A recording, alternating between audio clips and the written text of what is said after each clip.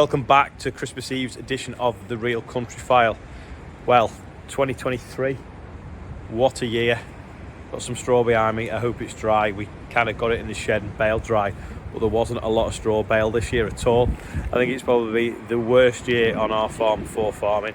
We obviously had all that wet weather at the very beginning of the year, then an unusually dry February, and then obviously come wet sort of, was it March and April? Then June was really dry, everything sort of died off and droughted out, and we never really got much yield, and harvest was horrendous with rain all the time, and baling this stuff was very difficult. Anyway, how's your 2023 been? Has it been a high? Has it been a low? I mean, everyone I've spoke to thinks it's been a bit of a low point in the whole farming career for them. But anyway, this week Angela is at Drayton Livestock Market, chatting to people there how their 2023's gone, and Stephen gives himself an early Christmas present, going looking at some Ford counties. So let's go over to Stephen now and see how he's getting on there. So this week on the Real Country File, we've got a bit of a Christmas special for myself, if I'm being honest, and hopefully for lots of you tractor fans out there that follow, and we know from the comments that you do love a nice restoration job down on the farm. We've come to see Michael Taylor. First of all, Michael, thank you for letting us come and see your, well, one of your many pride and joys. Yeah. She's a beauty. Yeah. My restoration job not started yet, but we'll work on the tractor. You're, to say you're something of a Ford County enthusiast would be a bit of an understatement, wouldn't it? Possibly. He's a man of many words. Possibly. Tell us about this one first of all, then. About how long have you had this particular county? This took about 5 years to restore, and it was a forestry spec when it came, which I didn't understand what that meant. But what it means is leave them alone. Just don't bother. Don't buy them. Just don't buy them. No. Sorry, I'm from forestry, yeah. So they just get a bit bashed and bent, and there's bits missing. There's no linkage for ploughing, etc. So you've got to start and reinstate it all. And it was a bit of a challenge, but we've managed it. It's sorted, but it's been done by proper trained Ford County specialists, not me. I just signed the checks, so I don't take any credit for it at all, other than allowing them their artistic bent on what they want to do. So yeah, they've done a wonderful job. And it's a ground up. Yes. Restoration, isn't it? It's in terms of every nut and bolt, and you've not left anything of you unturned, if you will. No, Neil and Craig have done a fantastic job of restoring it, and putting up with me at the same time, pestering, because it does seem a long while when they're away, but the results are good. The results are good. Now this is very very similar to one that I drove when I was between 18 and 21, really, on the estate. We got a roof-mounted crane put on it and some big full flotation tyres. That's where my passion, we had two on the estate for the timber job, so where my passion and love for counties started. And ever since, if I spy one in a yard or if I see one at a show, I'm always going to be drawn to it. Where did it start for you? Where did the love of Ford County start? We hired one many years ago for buckraking when we were contracting. It was a 964, which would be the 7.6 equivalent 4-cylinder, and it just stuck with me. I think they were harder to sell in the hundreds. I think we hired off Hudson's, the main dealer, and I think for 3 years in a row it was still there. So that's how popular they were, and it was just good for buckraking of its day. Yeah. When the trailers were smaller and you could just go through it and twinned up, diff lock, go anywhere, compared to what was available at the time. Yeah, and I think a lot of them were used for that, weren't they? A lot of contractors had them going around on Sally's job, and and I think I saw one or two on maybe early umbilicals that were, because they were in field, and they'd kind of spread the load, if you will, of the tractor, didn't they? Didn't make as much of a mark. Yeah, you won't want to drive it today. Well, they're nice to look at and do a little bit, but when you get on a big JCB shovel, it's just something else. But the choppers are small, the trails are smaller, everything was in keeping with what it was. Yeah. But I'd come from a 7.6 buckraking to this, so it was 7.6 was pretty good in its day. Yeah. So what year manufacture? How old is this? See, I'd say her, but then Mrs. Law, she shouts at me when I call them. Say, how old is she? It'd be 80s, 80s. Yeah. Yeah. And And they went all around the world, didn't they? There was They did. you know, I've got some old VHS. I won't throw my VHS player away because I've got some old VHS tapes of them on sugarcane plantations in Australia, on gold mines. Yeah. They went to South Africa. You Yeah. know, they went all around the world, didn't they? Yeah. Yeah. Different models. The rare models are now coming back to this country. They're you know, they're worth more over here than what they are in some of the rest of the world. Right.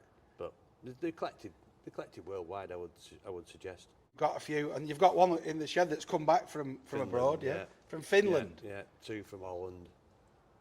Do you know what it were up to in Finland then? It's a county. Not really, spot no. for a county, isn't it? No, it's been stood in a shed for 25 years, like it'll stand in mine till I pop off, I guess. So it's no.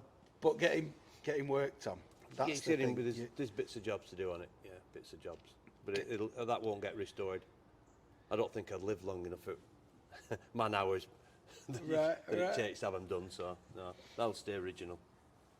And I guess there's a couple of different chains of thought, isn't there, with old tractors? You've got that patina of the old, you know, the knocks and the rust. Yeah. And then you've got what is better than showroom. They weren't like that when they were new. The paintwork's better on this than the one we had. Yeah. For sure. Definitely. For sure. And that was like 92 that we had one. So maybe it's been 10 year old when we got it. But the paintwork on this is done to a concours standard. This Definitely. You could show this off at Monaco, couldn't you? You know, with all the Rolls Royces and Aston Martins, it's spot on. Yeah. Might laugh at you, but yeah. But you've got a mixture. Well, you'd be up there in terms of prices, wouldn't it? You know what I mean?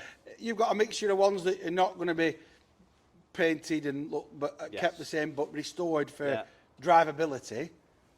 Yeah. And then ones like this where you don't. Yeah, 1 or 2 on the go that's been brought up to this level. Just takes time. Just takes time. Yeah. Dare I ask you how many you have? Probably not. Probably not. Just a few. So you've a few, and you've, as we've been having a look around your workshop here and your storage, you know what you've got. You keep remembering them and saying who's got them, and so they're in different places getting different amounts of work finished on. Yeah. If you're listening, Jeff, get your finger out. Is that the one that's only got half a day left? Oh yeah, half a day, Jeff. Sorry, Jeff. For about 5 years. Yeah. We've all got projects like that, haven't we? Yeah. We have all got projects like that. Yeah.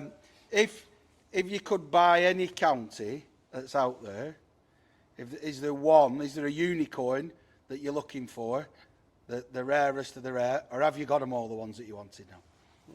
Yeah. No, I'm just see what. I suppose a red. There's some red ones out there that are pretty elusive, so possibly. Yeah. And what models are them? It'll be 1184. Right. Yeah, 1184. But no, I'm quite. This is the unique shape, style, but it's not the rarest. It's not the most valuable. It's just what I've got. So I believe you've bought a long wheelbase one of these as well, have you? Got 2 long wheelbase ones of these. Got 2. Yeah, in because they didn't restoration. make a lot of them, did they? Not so many. About 5, I believe. Right. Yeah. The one we just took a crane off. That Right. was forestry. Again, another forestry. So I haven't learned yet. So you've bought another forestry one, even though you don't. Yeah. Yeah. And you're 71 now, so you've a good 30 year 70, left. 71 next 70, year. sorry. Yeah, get in sorry, there. I'm doing Get you in a year there. there. Yeah, At get least in there. another good 30 year of restoration then. So Yeah. if you're 45 still that only need a day, and a few that maybe need a month or 2, Yeah. there's chance that we might see a few more of these around Possibly. around Lancashire Possibly. in the years to come. Possibly. This does go on road runs. It's been on 1 or 2. So it's quite fast compared to some of the other ones that are about. So. Well, having had a pootle around in your yard in a today, I'm going to start. I'm just going to smile for months, to be honest, on the back of that, and just that start up, that feel of the vibration through the cab, that took me back to being 19. I don't mind telling you, it was just transported back, and it's amazing how a piece of metal and rubber and glass can do that to you, isn't it? It's just fabulous. I think that's what it is. I talk to people that. And I know 1 or 2 that would like to buy this because on the day they couldn't afford it. They're an expensive tractor of the day, and but you have to be, some of my neighbours think I'm crackers anyway. So these are machines that are going for £200,000. Not this particular model, but some of the other. Some of the other Ford counties. Yeah. So what would this model? Well, you'd have to. This isn't for sale, No. but So money it's couldn't priceless. buy it. It's priceless then. Yeah, priceless. Money couldn't buy it. What it's cost more than what it's worth. But the records do keep getting broken, don't they? They do, For Ford counties. Yeah, yeah. And it does appear to be the Ford counties are the one at the top of the tree, aren't they? Originally, I saw one in concourse condition for 25,000, and I thought, I could make one for cheaper than that. No, you can't. No. No. You don't know what you're letting yourself into till you start. Then once you've started, it's either do it properly, don't bother. There's many ones just painted. This is every nut, bolt, plate, clutch, whatever, replaced, renewed, gone through. Fit to do another 100 years' work, but it never will. Super. No. But hopefully there'll be lots of people like me with fond memories. Yeah. Who get to come and have a look and have a see. And she's absolutely beautiful. It's our Christmas special, my Christmas special for the Real Country File. Michael, I can't thank you enough. God bless you, mate. Thank you very much. You're welcome. He does love a county, doesn't he, Stephen? Thanks for that anyway, Stephen, and Merry Christmas. Now let's go over to Shropshire and see how Andrew's been getting on, chatting to people at the livestock market there.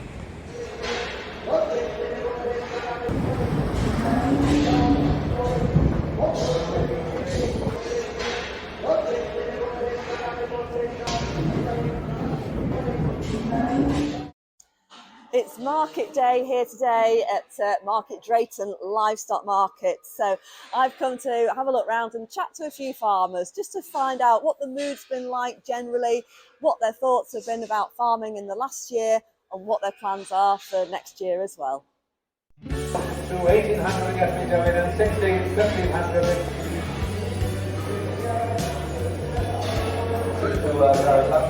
This morning.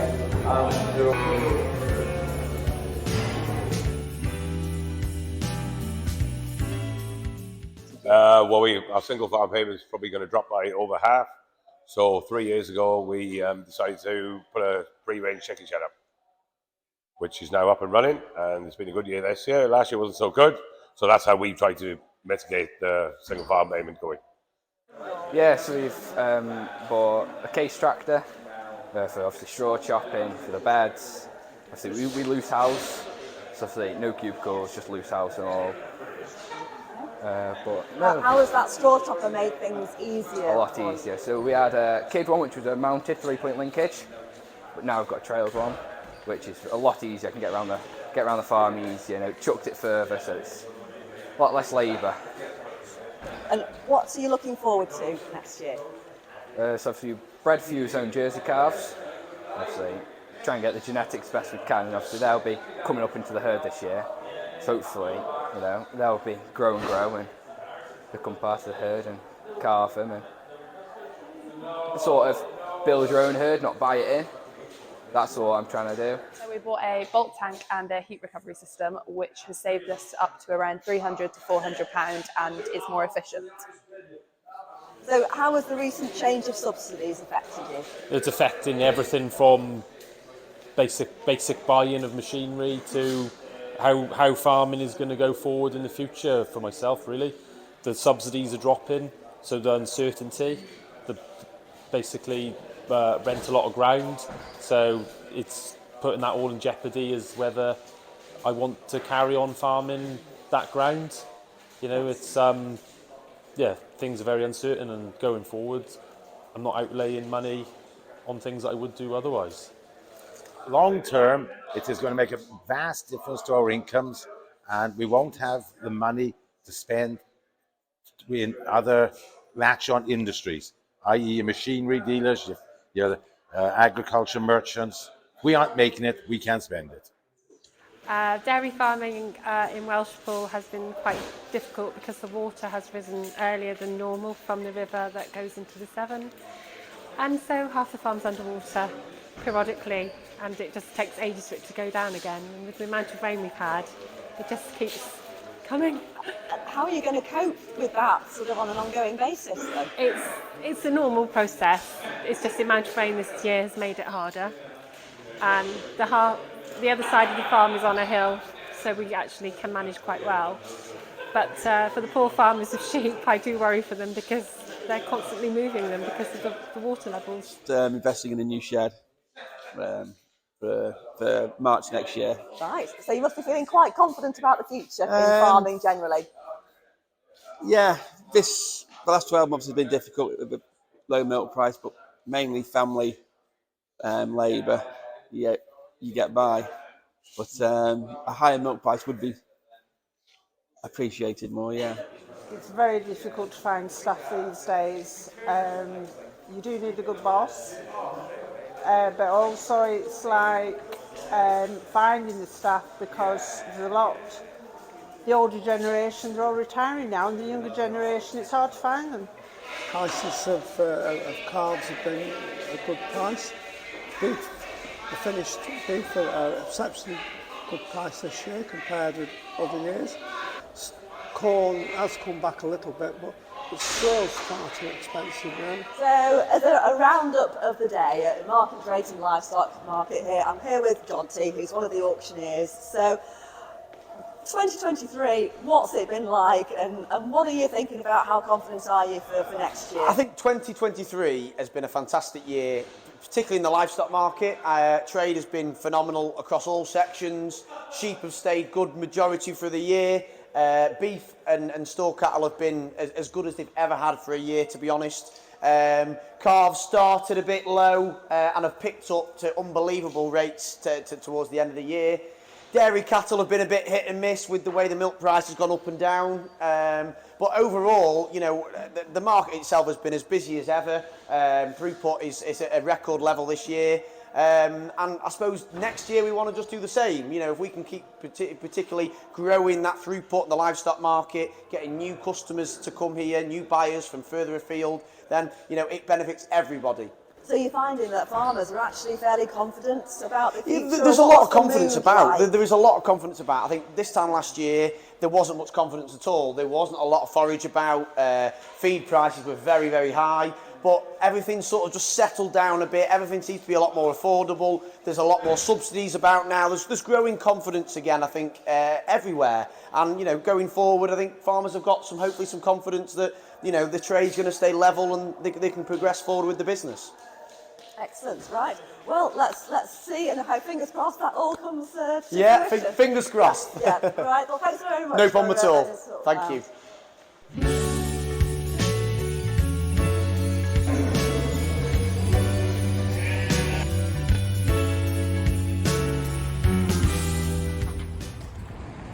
Thanks for that, Angela. Now, 70% of the people that watch this channel aren't subscribed. Well, it doesn't cost you anything to subscribe. So if you want to give us a little Christmas present, just hit the subscribe button. And all it means is you'll get a notification then of when we put a new episode up. Hope you've enjoyed it this year anyway. What has been your high and what has been your low of farming this year? See if everyone can put a bit of a comment, like, you know, my high might have been that we managed to cut some wheat and bale one day without having to dry any grain. But I think, to be fair, the high was doing the combine run, and the low has got to be walking around at this time of year now, looking at the wheat rotting and seeing the bags of seed still in the shed on fields that we can't get on. But what's been your ups and downs of this year? Let us know in the comments. Anyway, happy Christmas, Stephen, happy Christmas, Angela, and happy Christmas everyone that's watching. So from the Real Country File, hope you all have a good Christmas and hope you all have a better 2024 than 2023 has been for most of us. Thanks for watching, and I'll see you next year.